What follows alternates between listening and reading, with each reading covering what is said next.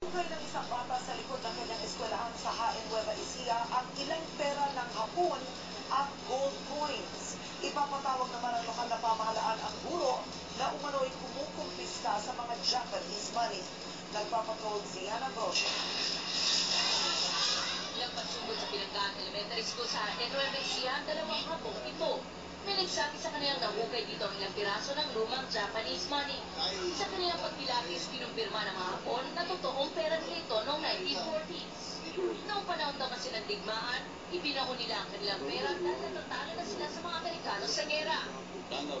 Kaya daw po yung Hapon, nanalo po yung Amerika, umuwi daw po yung Hapon sa kanilang bansa. Tapos, ito daw po, hindi na pwede na sa kanilang bansa, kaya iiwanan na niya dito sa Pilipinas.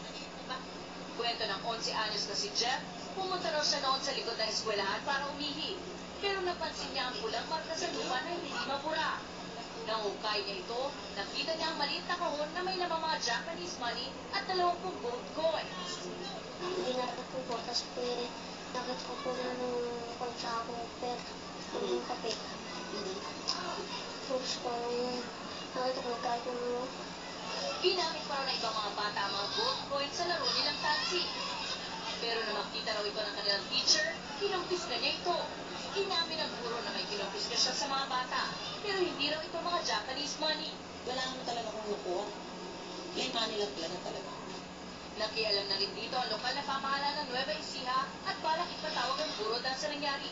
Mula Jaén, Nueva Ecija, si Ana Brosio, Patrol na Pilipino.